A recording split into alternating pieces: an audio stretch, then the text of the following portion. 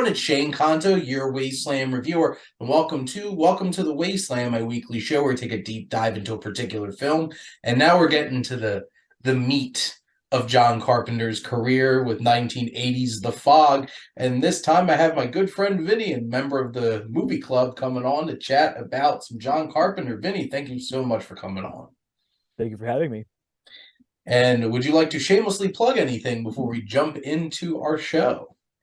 Sure, I have a movie review blog called cinemaconversations.blogspot.com. You can you can type that in, or there's a link on my Twitter page. My Twitter handle is at Vin Abbatecola. So I guess I'll spell the last name Abbatecola. There you go. But for those who haven't tuned into this show before, we have three segments on Welcome to the Wasteland. One, we take on some coming attractions, and this week in particular, February 17th. And then we jump into our feature film, and then we do some recommendations for you. Starting with our coming attractions, this is an interesting week as it's starting on the 15th on a Wednesday with some releases. This isn't either of ours, but I feel like I have to say it. This Wednesday, the 15th, is the release of Winnie the Pooh, Blood and Honey.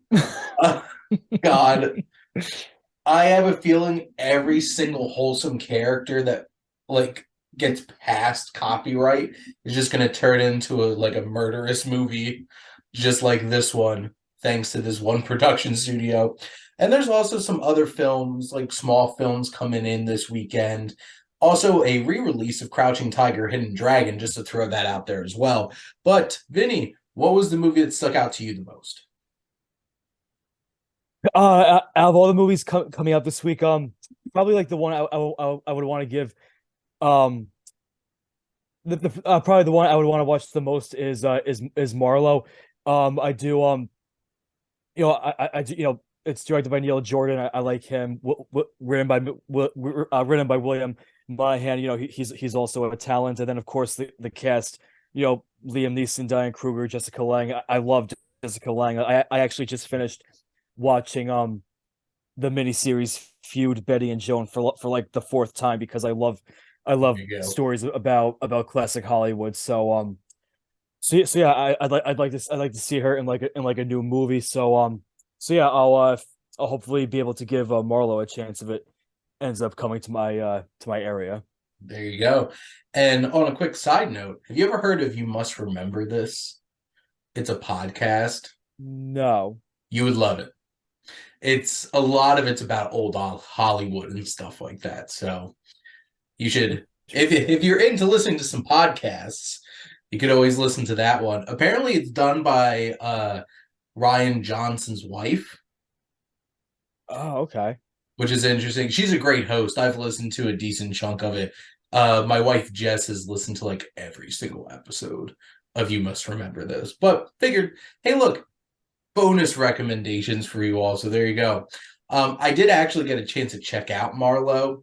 I think it's really funny that you go from Humphrey Bogart playing Philip Marlowe in The Big Sleep, and then you have Liam Neeson play him in this because it's like he's twice his size.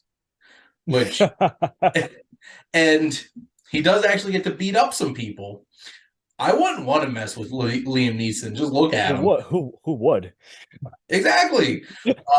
But it does have a really good cast, and even Danny Houston and Alan Cummings and a couple others thrown in there.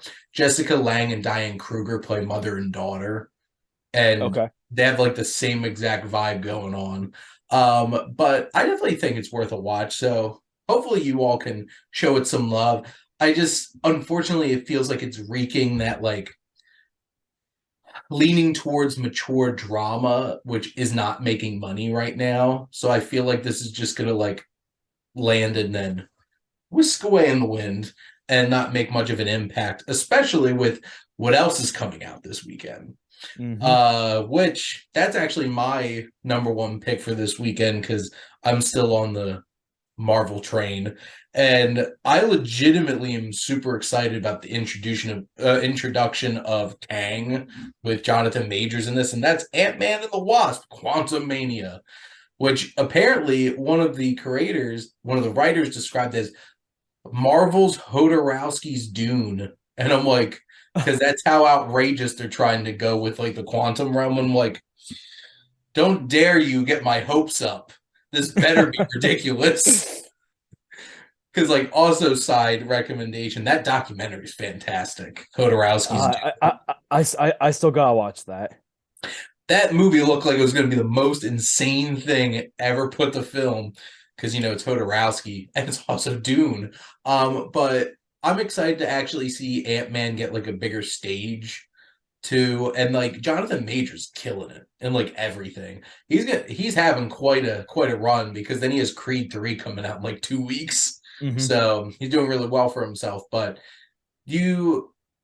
it's also supposed to be launching the whole entire next sequence of Marvel films. So I'm pretty invested, and I'll be seeing it on the 15th. So by the time this launches, I'll hopefully have seen it 2 days earlier.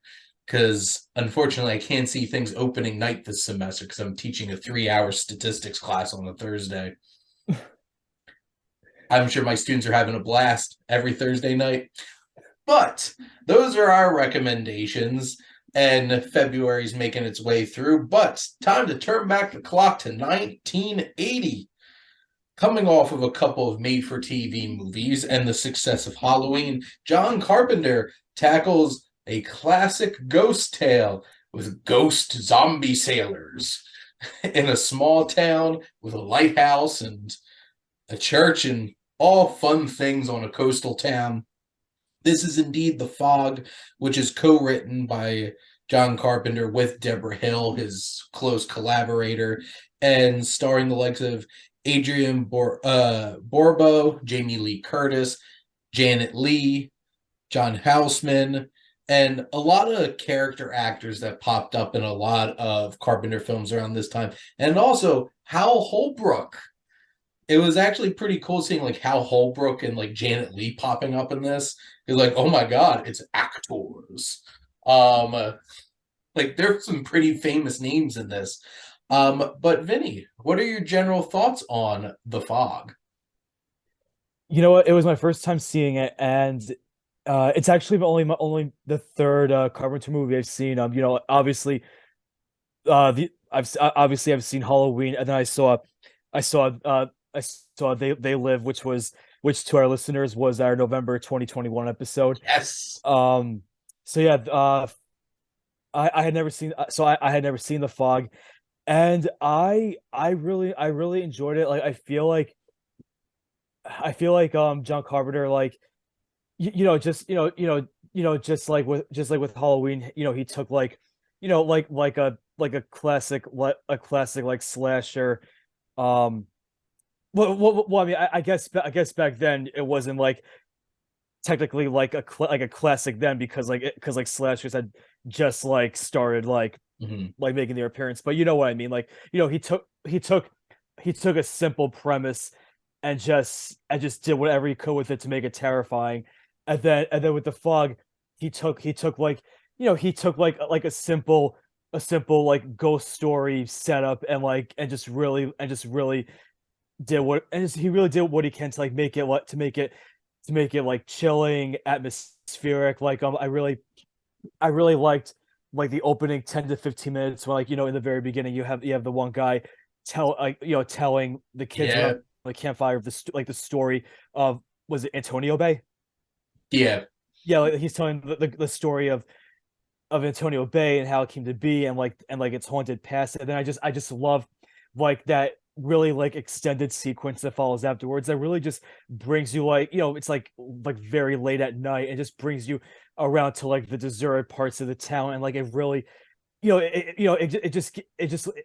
gives you the chance to really know what the town looks like, get like a sense of location, and it just, and he really, it's like chilling when you have like when you have all like all the little sounds like going around the different locations, and then you have like the car alarms going off, and like he does a really good job in just and just setting the stage of just how chilling this movie will be, and that's one reason why I really enjoyed it. Yeah, what Carpenter's able to do, which first, he takes, it's a cursed town, kind of story, and like just runs with it. And yeah, that opening scene of like the ghost story at the fire was so great. The atmosphere, and like there would not be John Carpenter atmosphere without a John Carpenter score. And oh man, I love the score to The Fog. Hmm. And it's so great. And just, it's so eerie and creepy and chilling. And they do such a great job of making this town come to life. I think it's cliche at this point to be like, the location was a character all in itself. But like, at like this town with like the production design, they have so many great, like, I love the church, the Hmm. whole lighthouse Oh radio yeah. station. Yeah, Um, like especially that one shot of her like later in the movie when she goes there during the day and like she's going down like that long staircase like. yep. And her home out in like stilts out into the Hmm. ocean and stuff like that. It's just, there's so much personality to it. And even like watching this, I think this was maybe the third time I've watched The Fog, but like even just how much I enjoyed the characters. Like Hmm. everybody has like, they're not the most deep characters out there for But like a film, but like they seem real. it feels like you're wandering into this small town of real people. And like you have Jamie Lee Curtis, who's this hitchhiker who connects with the one guy, Nick, and they have their dynamic, and Stevie, who's like great with her and her late night radio station, and just everybody, and even like the priest. I know Hal Holbrook basically only like spews exposition in this movie, but But he like, was great. yeah, and he's a great actor, and they really leverage that. Even Janet Leigh brings a nice energy to like the role that she has in. Jamie Lee Curtis is reuniting with Michael Myers, but in more of an indirect sort of way. Yeah, there you go. And her mom. So Yes, yes. like, which 100% that's how Janet Leigh got involved in this movie. You know what? I didn't know Janet Leigh was in this until like the opening credits, and I was like, oh, I hope they get like I hope they get a lot of screen time together. But unfortunately, they didn't get to get their characters don't get together until the end. But Yeah, it is what it is. it is what it is. But I feel like the biggest accomplishment of this is so creepy Hmm. and like legitimately terrifying, because like Carpenter knows how to use the fog and knows how creepy a silhouette can be. Especially that scene with the scene with Nick with the hitchhiker, and what's Jamie Lee Curtis's character's name? Elizabeth. Yeah, Yeah. yeah, like that scene with Nick and Elizabeth, and then like the knocking at the door. Then you see the silhouette, and like, ah, It's so creepy and just like, oh my God, John Carpenter, you're really nailing this. And and like, it's. I'm sorry. Go ahead. I was just saying, on the boat Yeah, where you see their silhouettes, and then like it's so great because all you need is like a shot of like a fisherman's hook, mhm. and you're just like, oh well, they're screwed.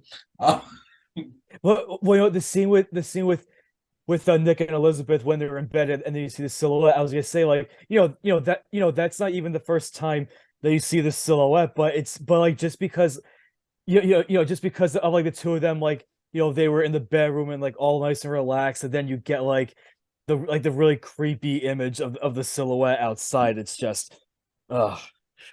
it's so unnerving because they're so intimate, and then it's just like so invasive. And Mhm. like, Jess was making some jokes because some of the people make some dumb decisions opening doors at points in this. Like the one weather guy just like, somebody's playing around with a light outside. Opens the door, like, well, dude, you're dead. And it's so creepy though. Like, I think he does a perfect job of introducing these ghouls at the beginning of this movie with like it's so perfectly shot too, because it's like staggered three of them in the fog, and you're just like, they're not moving. Oh, yep. Do. And you're just like, oh my God.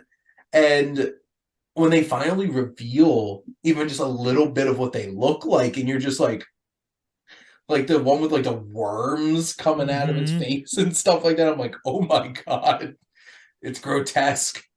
And even leading up to like the final shot of the movie, where you're just like, oh, well, got us again. And it's such a great setup and such great use of terror. Like, John Carpenter really showed, like, obviously in Halloween and then this, he knows how to scare you. Mm-hmm. And it works so well in these films. And you could just tell, like, he's building up to the thing. He makes a fishing boat the new haunted house. Exactly. And just like, it's like that whole sequence at the beginning is so great with the boat.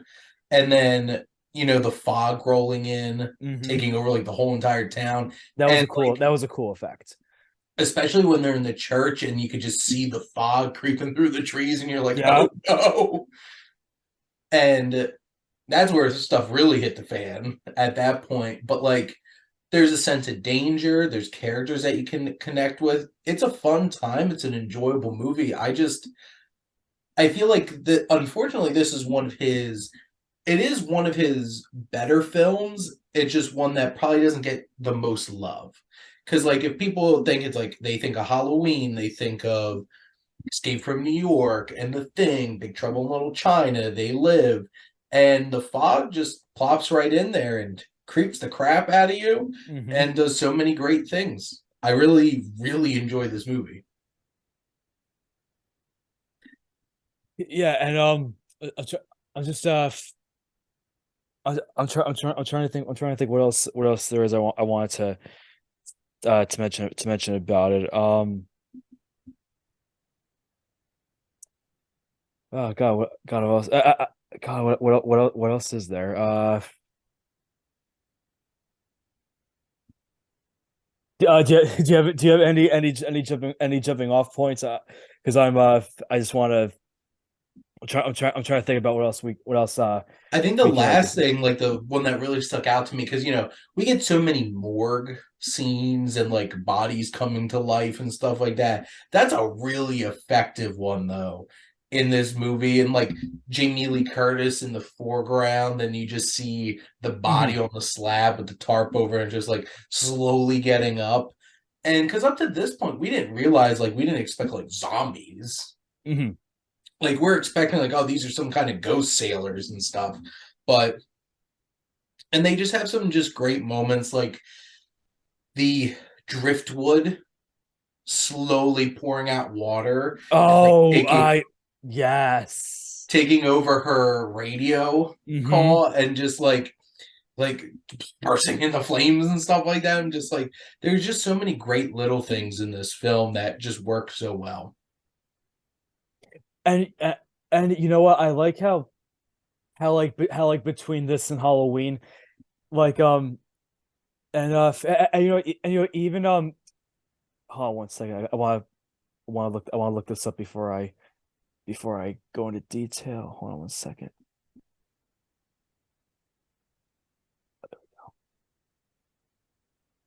Okay, so yeah, like between Halloween, The Fog, and They Live, like I really like how John Carpenter he's really able to make like a even though like these movies are like barely an hour and a half, he really is able to pack a lot in these movies and make you feel like he really makes it seem like you're getting enough story even with these brief run times, like you're able to you're able to get to know the setting, the situation, Mhm.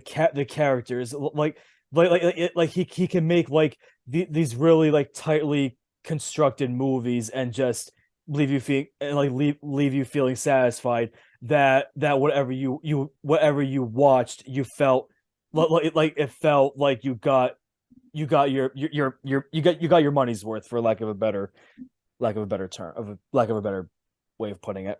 Yeah, and what's funny is because like Vinny, you've known my journey on Welcome to the Wasteland, and after Scorsese and Spielberg, I'm just like, you know what? It's gonna be nice watching a 90-minute film almost every week because it's Right, just like, right, and it's not. I have nothing.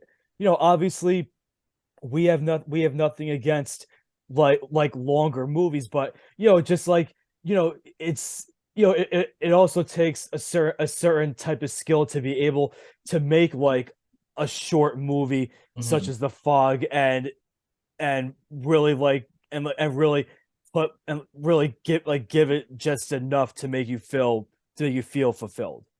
He's Carpenter is a very efficient director, and he really knows how to engross you with just his voyeuristic camera work.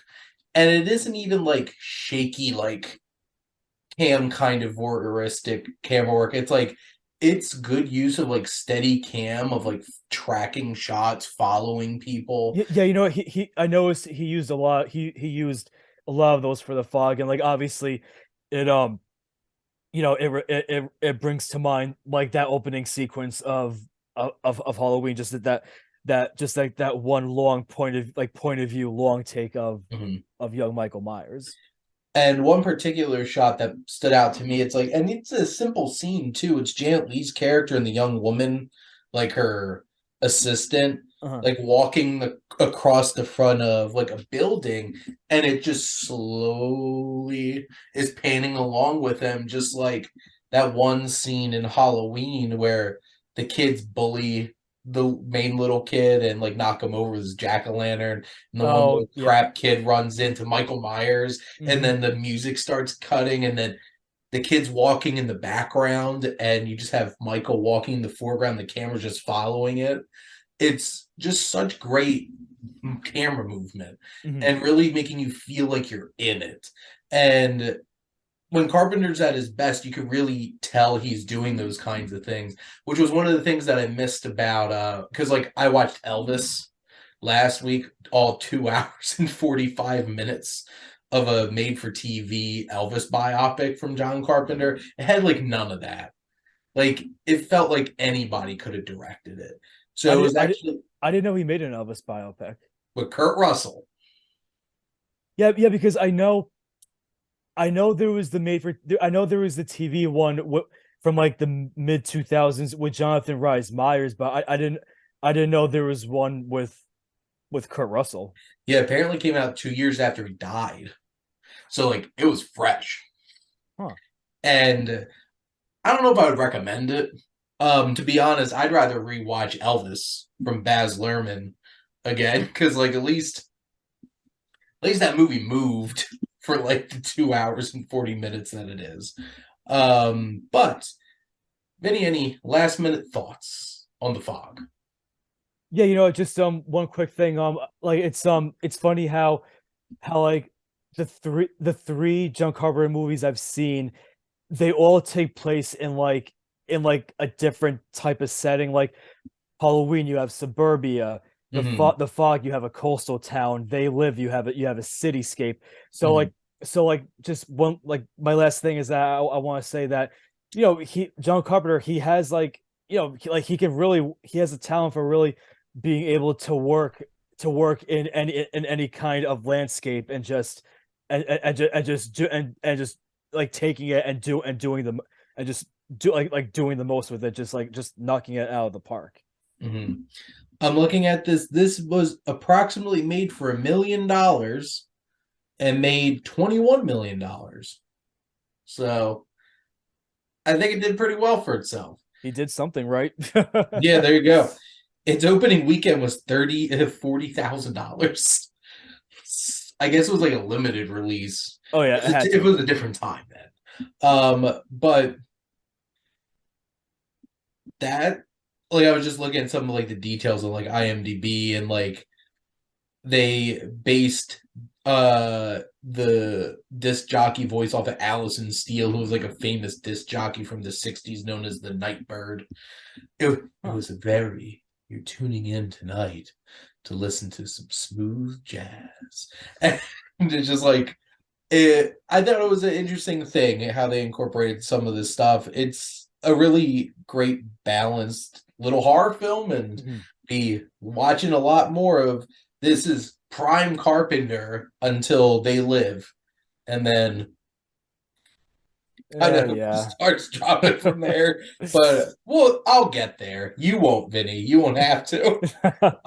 But to wrap things up, we always like to give some recommendations for you all. And Vinny, what would you like to recommend to the wonderful people listening? I'm gonna recommend the new M. Night Shyamalan movie, Knock at the Cabin, which came out last weekend. I actually read the book. I read the book back in the fall. The book is actually called The Cabin at the End of the World. It's by Paul Tremblay, and you know what, with Knock at the Cabin, I mean, some awkward dialogue aside, like mostly in the beginning, I thought it was a very good adaptation. And like a couple of the things that it does change, like mainly towards the end, it didn't feel unnecessary. Like it actually, it was actually nice just to see a few changes that actually worked to the movie's benefit. And the cast was great, especially Dave Bautista. I really hope Mhm. he does get more dramatic work in the future, considering how like it seems like he's almost done with Guardians of the Galaxy. Um so yeah, if you have a chance to see Knock at the Cabin, I highly recommend it. I would also highly recommend it. I really enjoyed that film a lot. And yeah, Dave Bautista is so great. And coming from somebody who's been watching pro wrestling since sixth grade, I remember Batista. And it's so great seeing him like doing some real meaty stuff. He just anchored that film so much and made me feel a Well, lot. well, you know what? Even like the one scene he had at the beginning of Blade Runner 2049, Mhm. that was great. I wanted to see more more of that character, but unfortunately he doesn't make it past the first 10 minutes. But hey, I mean, I it's didn't think it's Ryan Gosling was going to make it past the first couple minutes. but hey, I mean, it speaks to Batista's talent that he was really able to leave like such an impact with just that one scene. Yeah, throwing him straight through a wall. That was insane.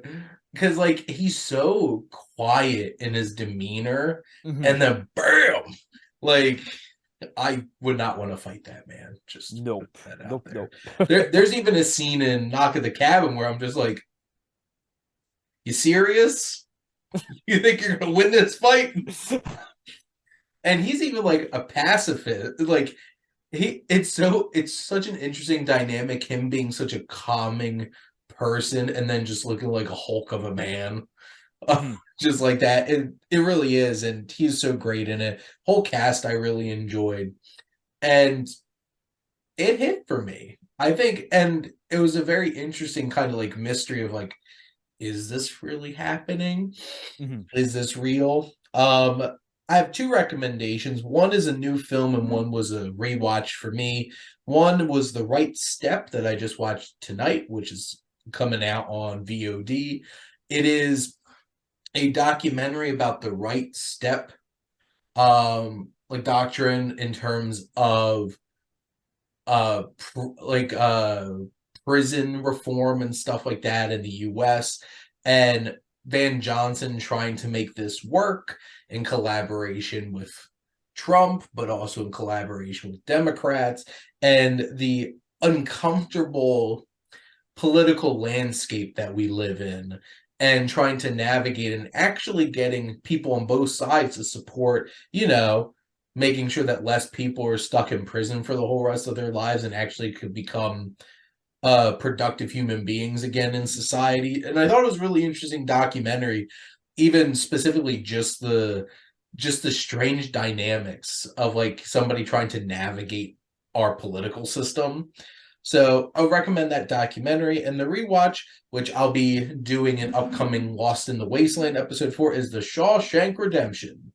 So, Vinny, I have a question for you. What should have won Best Picture in 1994? Well, I haven't seen Four Weddings and a Funeral, so I can't speak for that movie. But oh, I mean, like I've seen all the other four, and I mean, I really do love all four of them. Like, uh,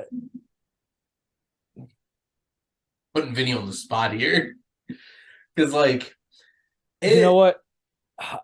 All right, I know this is gonna be like such like I don't mean to sound like a cliche for picking this, but just because of like at the time, like in terms of its storytelling, like how game changing it was, I would have to go with Pulp Fiction.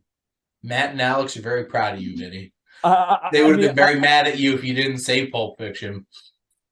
I mean again I'm not trying to be like one of those guys that has like the Pulp Fiction poster hanging on their college dorm on their hanging up in their Yeah. college dorm like next to their Fight Club poster, but I mean you have to you can't deny that back then like that type of storytelling it had rarely been seen before, so like Hmm. I mean I am happy it won original screenplay at least, but as much as I like Forrest Gump, I probably would have chosen Pulp Fiction. Well, it's a very good choice. And But I just Shawshank Redemption is also a great film. And as this quiz show, I love quiz show. I love Quiz Show too. I also love Four Weddings and a Funeral. That's actually a shockingly really stacked year of Best And then Picture nominees. and then you have I mean it wasn't nominated for Best Picture, but you also had the Lion King. Yep, there you go. I couldn't quite pull Beauty and the Beast getting nominated for Best Picture, but there you go. But Shawshank Redemption, Frank Darabont really knows how to adapt a Stephen King novel and or novella in the case of Rita Hayworth in the Shawshank Redemption. But just this movie feels so perfect to me. That just like everything is exquisite from, of course, Deakins. The Oh yeah, cinematography is amazing. especially that overhead shot of the prison when all the new inmates are getting driven in. It's just so fantastic. And Darabont's direction, the story, the themes. My God, Brooks was here is going to Well, make me cry just well, sitting here. it's impressive how Darabont, how he had two King adaptations get Best Picture nominations. Mhm. I know The Mist definitely didn't, but that was also a really good adaptation. And boy, the ending of that movie effed me up. Um, Oh, but just Tim Robbins is so fantastic, and I love Andy as a character. Like just what he winds up representing, and then of course Red and Morgan mhm. Freeman, and just some of the best narration in any film. Period is just so well done, and it's A- so a- yeah, and like just the scene when the warden like throws a pebble through the poster and then he sees the tunnel. It's like it's like such a crowd pleasing type of moment. Like ah, the Brooks sequence, chills every time. and the reveal sequence of what happened to Andy are some of the best pieces of filmmaking. Just Mhm, period. Like I feel like that Brooks sequence could be a short film and just absolutely devastate people. mhm, And because like it's such a haunting and tragic representation of what our prison system represents, mhm. which isn't about you being able to get back into society. It's you rot there until they just let you pour out, and then you're on your own, and what are you Mhm. supposed to do at that point? And James Whitmore, the cast is just great between I can't remember the actor who played the warden, but he's so great. And then Clancy Brown. And Who was Clancy Brown? he was the main prison guard. Oh yeah, okay. Mr. Krabs to a lot of people. And just Clancy Brown's so great. And then like William Sadler and like everything is just such a perfect film. And 1994, what a year of movies. Yep. Too bad we were too bad we were too young to see them in theaters. Very true. Well, next year, 30 years. Oh yeah. 30 years. I would love to see some of them in a theater. I would love to watch Shawshank in a theater. Oh Pulp yeah. Fiction would be a blast to watch in a theater. I mean, for sure, like theaters are gonna do 30th anniversary screenings for that, like no question. We got Titanic for 25 years for Yeah, Valentine's Day, and that was number 3 at the box office, yeah. right behind Avatar. James Cameron just like money, James, please. he's raking it in. Sure is. But Vinny, thank you so much for always coming on and having some fun with me, talking some movies. Thank you for having me. And next week, we'll be taking a dive into Escape from New York. The name's Pliskin. Oh, man. Because I already rewatched it over the weekend because I'm recording it in a couple of days a little early. And I'm just like, Kurt Russell's just like so badass. And Escape from New York's well, I'll have to watch the whole episode, but like it's such an interesting case of like, what could this have been with a budget? Like Escape from LA, which I'll be getting to. But like, it's like I said, this is prime Carpenter, and I'm gonna be having some fun taking on some of these films.